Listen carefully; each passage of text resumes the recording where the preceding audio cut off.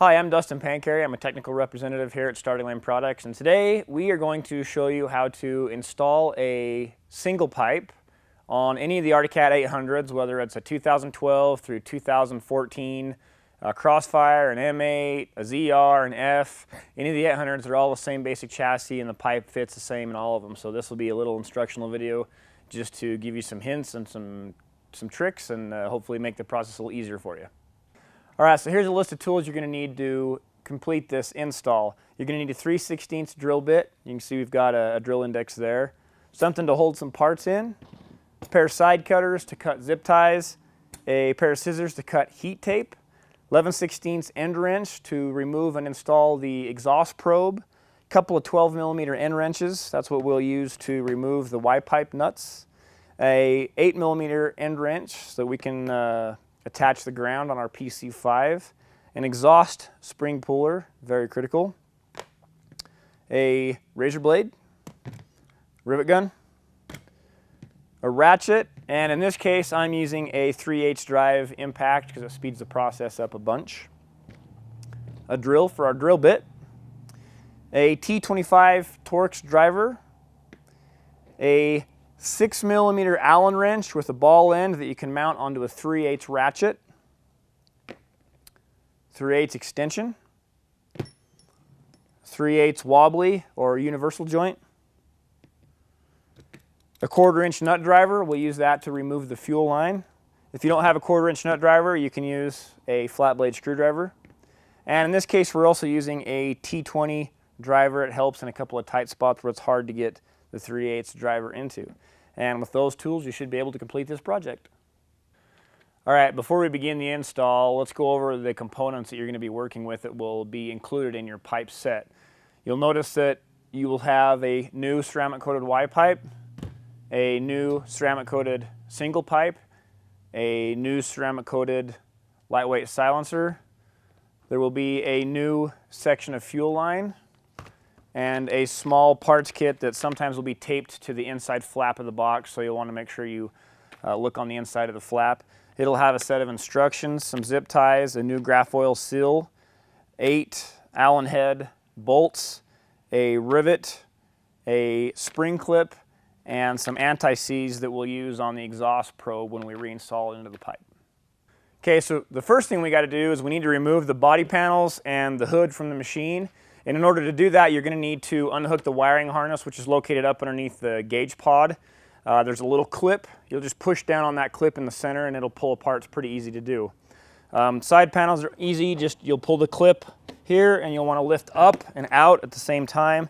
Then there's just some kind of hinge things in the back. We'll set these aside. We're going to need to use them later, but for now we don't need them. There are 6 T20 screws on the chassis holding the hood. There's 2 located at the rear here. There are 2 up underneath by the A-arms. And then there are 2 down underneath the nose. And I like to use just my impact with a T20 on it. But sometimes the ones up on the front can be hard to get to. So a T20 on a screwdriver handle makes that just a little bit easier to remove those. And of course, when they're removed, we'll put them in a magnetic tray, something so we don't lose them. For reinstallation. So we'll go ahead and pull all that apart now. All right, so now we went ahead and pulled all the screws out. We've disconnected our wiring harness. Now I'm just going to go ahead and pop the hood off. Just kind of gently pull forward on it, and then you can just lift up, and we will set it aside for now. All right, so as you can see, we've got the hood and the body panels off. Now we're going to go ahead and pull the pipe, the silencer, and the Y pipe off. Before we can do that, we need to remove the exhaust probe from the pipe, like so right here. And once we go ahead and get that out, then we can use our spring puller to remove all the springs on the pipe and the silencer. And here's our spring puller. And we'll set these aside because we will be reusing these when we're done. Okay, so now we've removed all the springs on the pipe. You'll notice that there are 2 kind of hidden springs down here on the silencer, one in the front and one towards the rear. You'll need to have a long spring puller to get to those in order to get them off. And once you have those off, you can just slide the pipe out just a little bit and remove the silencer.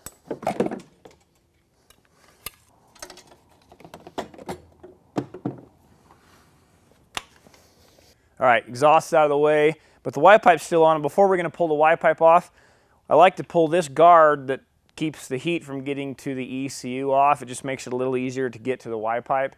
And then that's a T20 Torx, just like we used before. There are 2 bolts at the rear, and then these 2 pieces just snap off. Pretty simple to get off. All right, so now we've got the exhaust guard off. We can go ahead and start on the Y pipe. What I'm going to use is just a 12mm with an extension on my impact. A little bit of a wobbly makes it easier sometime. I'll get to all of the nuts that I can with this. There might be a couple I'll have to use my 12mm wrench to get, but I'll go ahead and remove that Y pipe. Okay, so we got all the nuts off of the studs. We can go ahead and pull the Y pipe out. And when you do, just make sure that you retain your stock Graph-Oil seal and your exhaust flange seals. We're going to reuse them. And then once you get all that out, we'll set it aside. And we'll go ahead and stuff a couple of rags in the exhaust port so we don't lose anything inside there, get any dirt in the motor. And now what we'll do is we'll take a couple of the nuts that we used, or that we removed, that were retaining the Y pipe, and we're going to jam 2 nuts together on our studs, and that'll allow us to back the studs off. We've got to remove all 8 studs because the new Y pipe is held on with Allen head bolts, and we won't be reusing the nuts and the studs anymore, so we'll go ahead and do that now. Okay, so now it's time to remove the stock fuel line, and we're going to replace it with a fuel line that SLP provided in the kit, and it will be rerouted just a little bit different upon installation. To remove the line, I'm just going to use a 1/4-inch nut driver. You can use a flat blade screwdriver if you need to, and we'll just loosen the clamp, and then we'll be able to pull the line off of the fuel rail. Now remember, this could be under pressure, so we're going to have a rag handy just in case there's a little bit of spray. We'll go ahead and pop that off now. Okay, so now we've got the fuel line removed from the rail, and we're going to go ahead and pull it off the tabs on the frame. And up at the other end on the fuel pump, there's a small black clip. And if you just pull in towards the fuel pump with the fitting and push down on the clip, then the fuel line will just pop right off the fuel pump, and we can take it off the machine. Okay, so it's time to go ahead and install the new fuel line, and just so you can see the difference between the old one and the new one, the old one has a 90-degree elbow, where the new one has a straight fitting on it, so we'll disregard this. And to install the new one, what you're going to want to do is you're going to want to come in from the back side of the tank here underneath the steering column. That'll give us a straight shot to the fitting.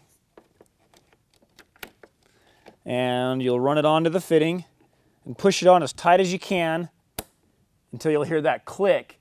And then, maybe just pull back out on it to make sure that it's secure, okay? Then we'll take the fuel line and run it down in front of the tank, but then we're going to thread it between the chain case and the frame rail.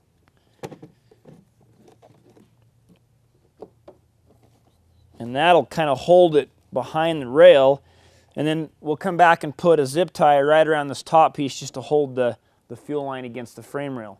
After that, we can go ahead and take our fuel line and sandwich it into the Velcro cover that's covering the wiring harness and secure it inside there and run the fuel line all the way forward up until we can reattach it to the fuel rail. We'll reuse our stock clamps that we took off and our nut driver and secure it the way it was when we started. All right, at this point we're going to add some heat tape to a couple of key points in the chassis, and we're going to start with the hood. We've gone ahead and flipped it upside down here on the table, and you can see there's a concave area here right towards the front. Now there's 2 different types of heat tape. There's an insulated that's got a bit of a fiberglass backing to it, and then there's this reflective style here. So how we're going to do this is we're going to take 3 strips of the insulated, we're going to apply them over that concave area, start in the middle and then 1 on each side. And then once we've done that, we're going to take our reflective tape and we're going to put it over top.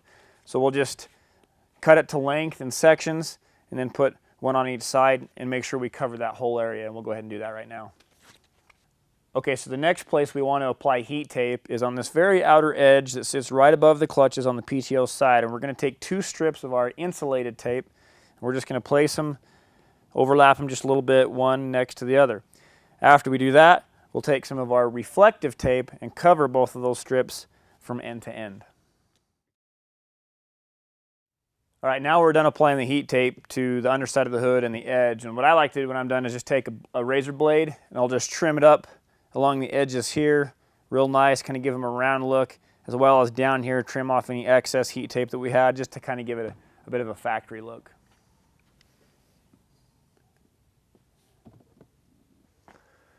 So we also need to put some heat tape on the left-hand side panel, and we're going to do it at the front edge of the side panel here. You see the factory already has some heat tape, but we're going to add a little bit on this lower flat surface and up on the inside. There's some differences on the side panels from 2012 to 2013. The 2013 had an additional J-nut where they would screw the side panel, and the 2012s don't have that. So it won't really make a difference either way with the heat tape, but before we can do that, the instructions say we need to trim a small area about an 1/8 inch wide by 2 or 3 inches long away from this edge, just to give us a little bit of extra clearance on the pipe. So we'll go ahead and trim that first, then we'll add the reflective heat tape afterwards. Okay, so we're going to add just a couple more sections of reflective heat tape. We're going to finish covering the front piece of the fuel cell right here. You can see where the factory's covered up to here. We're just going to extend that all the way up to the front edge, as well as the factory's got some reflective heat tape here. We're going to just continue on and cover this black piece in front of the left shock tower as well. So along with our pipe install, we also need to be able to add or subtract fuel in certain places, and to do that we're going to use a Power Commander 5 fuel control module. Now at Starting Line we've already developed a map that works with the pipe, and you can get that upon request from SLP. If you buy the Power Commander from us, we'll go ahead and install it at the time before we ship you the Power Commander. The nice thing about this particular unit is it also has the ability to control timing as well for those that would like to do that. When you open your Power Commander 5, you'll have, of course, the module, an alcohol pad to clean wherever we're going to install the unit, for the 2 pieces of Velcro that are also included that'll help us hold the unit down. There's also some rubber plugs. These are important to install. We don't want to have any chance of moisture getting into these contact areas for the CAN cables or the accessories or our USB plug-in. So we're going to use those plugs. And then of course it comes with a USB plug-in so that we can control the module with a laptop. Now what I prefer to do is install the USB cable after I've got the PC5 on the unit, and then run it up to a place on the chassis that it's easy to get to. That way if we ever decide we want to check our TPS or maybe play with the fueling, it's easy to get to, and we can do it fairly quickly without having to disassemble the machine just to plug our USB. So let's go ahead and move over to the machine and we'll show you how to install our PC5. All right, so we're going to go ahead and install our PC5 on the front of the machine, and it fits really nicely underneath the ECU right up on top of the air intake box. So one of the easiest ways to do it is just to go ahead and remove the ECU. There's 2 8mm screws on the top, and we'll go ahead and do that right now. All right, so we have our ECU removed. We're just going to kind of set it aside. I went ahead and took the alcohol pad and cleaned off the top of the air boot as well as the bottom of the PC5, and I have already stuck my Velcro to the bottom of the PC5, and you want to give it some pretty good pressure to get that glue to adhere pretty good. Then we'll just go ahead and pull the backing pad off of the other half of the Velcro, and we will slide it in on top of the boot and secure it. Okay, now that we've got the PC5 placed on top of the air boot, we need to go ahead and hook the harness up as well. We're going to unhook the right side wire loom coming out of the ECU. There's 2 tabs, one on top, one on bottom. You just kind of push down and then that'll pull out of the ECU. And then we're going to go ahead and hook one lead into the ECU while the other lead out of the PC5 will hook back into the wiring harness. Now you want to be careful because the throttle cable comes from the throttle bodies and passes right past where the ECU is going to bolt back on, and we need to make sure that's got a nice clean flow to it. If we happen to get it pinched between some wires, we could have some throttle issues, a stuck throttle, and we don't want that to happen. So when you put it all back together, just take your time and make sure that that throttle cable has a nice even flow coming from the throttle body all the way out back into the chassis.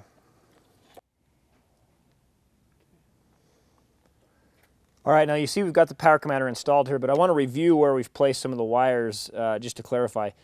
You can see the power commander is installed underneath this brace, and there's a wire coming out of this side. That's the USB connector. We've run it out and up around here and coiled it up and placed it on this side of the frame rail. Make sure when you do that, that whatever exhaust system's in there, it's not going to be close to it so we don't burn that.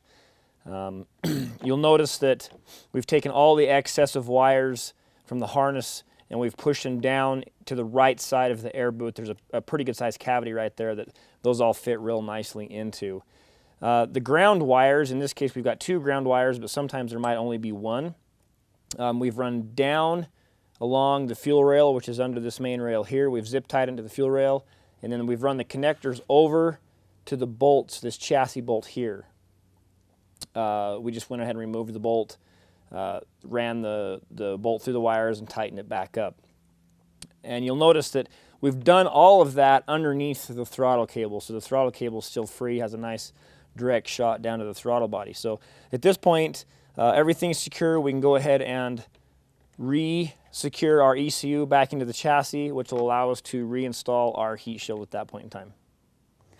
Okay, now we can go ahead and install our heat shield, but before we do that, you're going to want to take this rear flap and bend it down just a bit. That'll give some more clearance for the Y-pipe when we install the Y-pipe. Also, when you install the heat shield, make sure the rear support slides under the harness so we don't pinch any wires.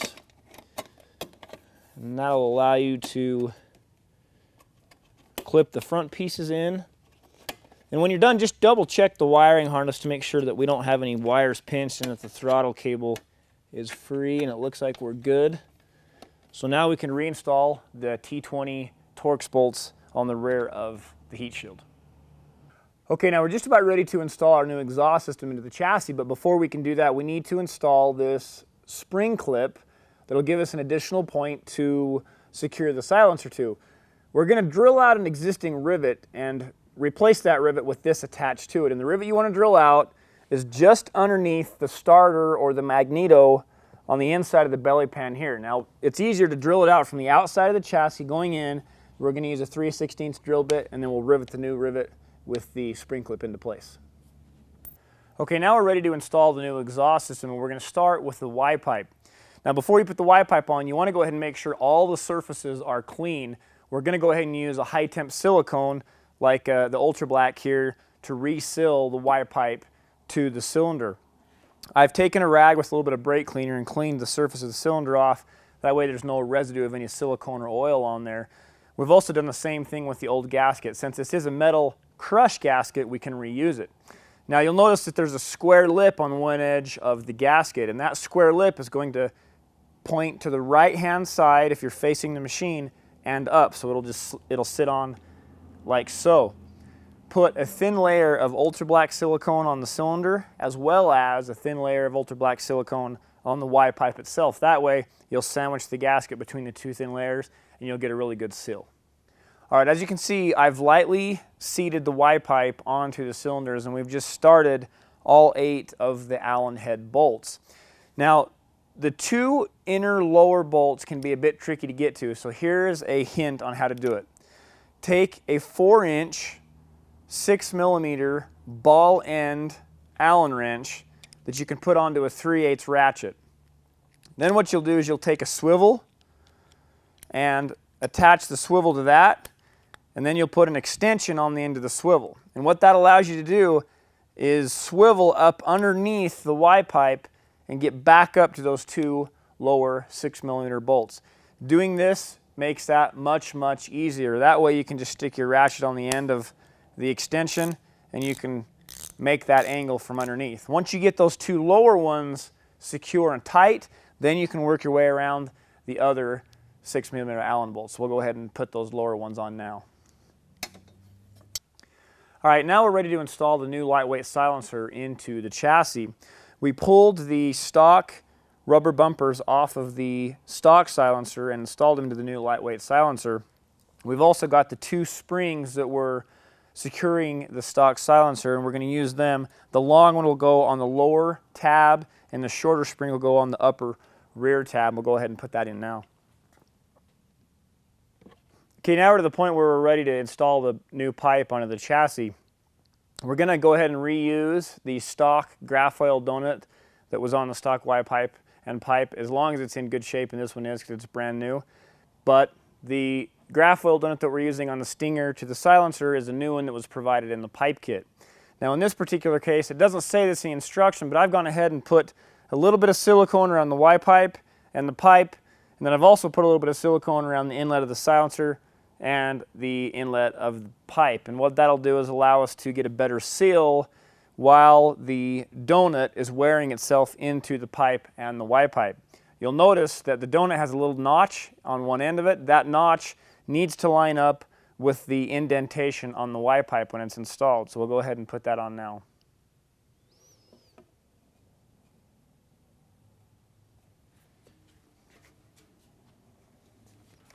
Okay, so now we've reinstalled all the factory springs and the factory locations, and the pipe system is just about done. The last thing we need to do is install our temperature probe into the pipe, but before we do that, we're going to want to put some of this gold anti-seize under the threads that's supplied in the aftermarket pipe kit. Now, when you reinstall this, it's really important to torque it to 12 to 15 foot-pounds and no more, or else the probe can be damaged. Now at this point we've completed the aftermarket exhaust install, and really all we need is just button the chassis components back up. We're going to go ahead and put the hood back on.